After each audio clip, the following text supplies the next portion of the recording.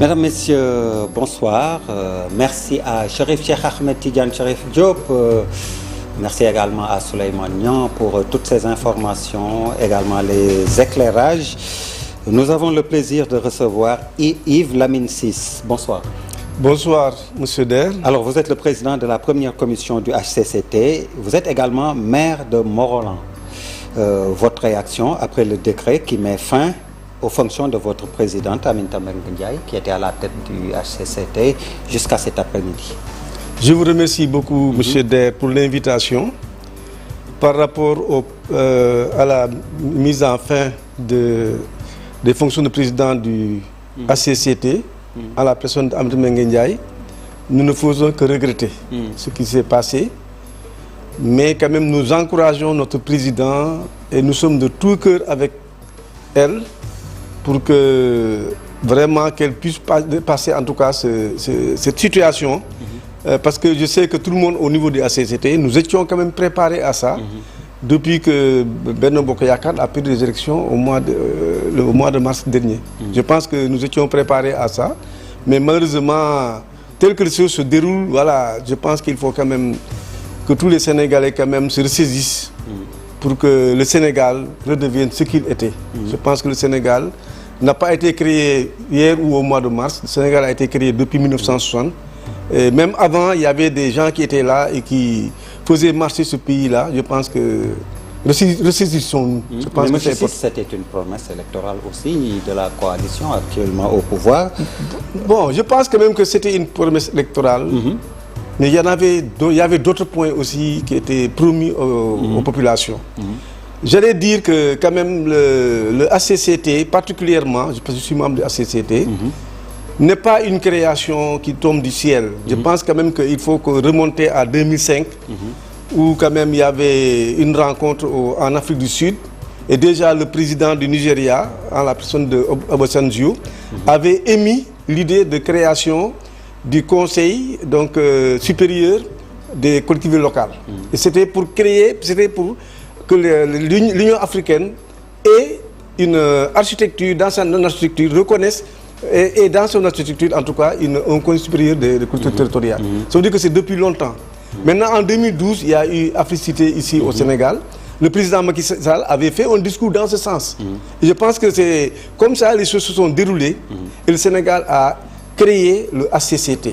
Et aujourd'hui, je pense que au niveau de l'Union africaine, oui, au niveau de l'IMOA, les gens quand même avaient eu confiance au Sénégal. Ils voulaient même mettre ici au Sénégal le siège des HCCT au niveau continental. Oui, ça, je pense que quand même c'est une promesse électorale, mais quand même il faut reconnaître que le président Diomaye ou même le PASTEF avait signé donc les assises nationales, ils ont signé la convention des assises nationales et qui disait que on allait créer le Conseil national des collectivités locales. De même aussi, il y avait un sursaut créé par Mamadou Loum, le Premier ministre, et M. Ndoye. Et il y avait un pacte, ils ont fait signer un pacte à des candidats de 2024. Et le candidat Diomaye avait signé ce pacte. Ça veut dire que monsieur le président Diomaye avait bien signé le CNRI, la commission de réforme, qui avait trois organes consultatif. Il y avait l'organe, le conseil social, il y avait le haut conseil territorial, on disait là-bas le conseil national des cultures locales, mais il y avait aussi le conseil donc, consultatif des Sénégalais de l'extérieur. Donc pour dire que, voilà, il y avait quand même trois organes qui étaient créés, consultatifs, dont le HCCT. Je pense quand même qu'il y a eu ils ont signé, ça veut dire qu'ils ont signé. C'est la convention des assises, mais ils ont signé aussi ce sursaut. Ça veut dire que donc ils acceptaient le HCCT dans leur programme. Je pense quand même que c'est une promesse électorale, mais il y a eu une contradiction quelque part. Mais justement, avec le ministre de tutelle qui a annoncé dans une émission, pour ne pas citer, le jury du dimanche, la création de 8 pôles territoriaux. Qu'est-ce que ça vous inspire, vous? Moi, ça m'inspire l'utilité du HCCT. Parce que quand on parle, nous on vient de réfléchir, Monsieur Der, on vient de réfléchir. La session dernière, on réfléchissait sur les départements. Et nous, la prochaine session, on devait réfléchir sur les pôles territoires. Je pense quand même que dire comme ça, on va créer 8 pôles, ça, il faut des concertations. Et nous, ce que nous faisons, ce sont des concertations. Nous allons sur le terrain, nous invitons des hauts responsables de ce pays. Les acteurs, on les invite, on les auditionne. Et c'est comme ça qu'on fait des avis, qu'on fait des recommandations au président de la République ou bien au ministre. Je pense que les pôles territoires dont il parle, ça, je pense qu'il faut réfléchir par rapport à ça avant de dire comme ça 8 pôles, je ne sais pas sur quelle base ça a été fait. C'est bien ce que je voulais dire, 8 pôles territoires et 8 pôles territoriaux, hein, avec donc la création de ces 8 pôles qui pourraient éventuellement remplacer le HCCT. Alors dites-moi, beaucoup évoquent également le problème de l'utilité du HCCT, mais également d'institutions budgétivores. Et vous, comment vous l'appréhendez? Bon, moi je pense quand même que pour les 8 pôles... Même le mode de désignation... Pour les 8 pôles territoires, je pense qu'il faut mûrir la réflexion. On n'a pas droit à l'erreur, parce que le Sénégal a choisi la décentralisation comme mode de développement des territoires. Je pense quand même que le HCCT était un outil pour réfléchir sur des questions pareilles, pour faire des propositions à l'État. Je pense que pour les 8 pôles, il faut quand même réfléchir. Mais, autre chose maintenant, quelle est l'utilité du HCCT? Je pense que c'est vrai, M. Der, les conseils techniques du président, est-ce qu'ils sortent pour dire ce qu'il conseille au président? Ou les conseils techniques du Premier ministre, est-ce qu'ils sortent pour dire ce qu'ils... Ou bien des ministres? C'est le ministre qui apparaît. On vous a beaucoup justement reproché ce déficit de communication. Mais on ne peut pas communiquer, on ne peut pas communiquer parce que tu ne peux pas conseiller quelqu'un et dire que c'est moi qui l'ai conseillé cela. C'est pas possible. Je pense quand même que, mais quoi qu'on dise, la documentation est là. Dans le cadre Aujourd'hui, je vous donne un exemple. Je vous donne un exemple concret. Depuis que le président est là, on lui a fait des propositions concrètes pour sortir de la crise de la fonction publique locale. C'est très concret. On lui a donné des trucs concrets parce qu'on a appelé tous les acteurs. Et on a fouillé ce qui se passe au niveau de ce problème-là. On lui a fait des recommandations, on a fait un rapport très fouillé. Je pense que c'est sur sa table.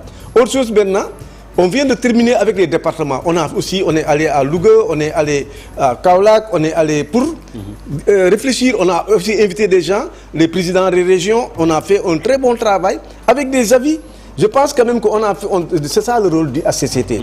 Le HCCT n'a pas pour rôle de dire dans la presse les avis qu'il donne au président de la République. Ça n'a pas de sens. Parce qu'un avis, il est à prendre ou il est à laisser.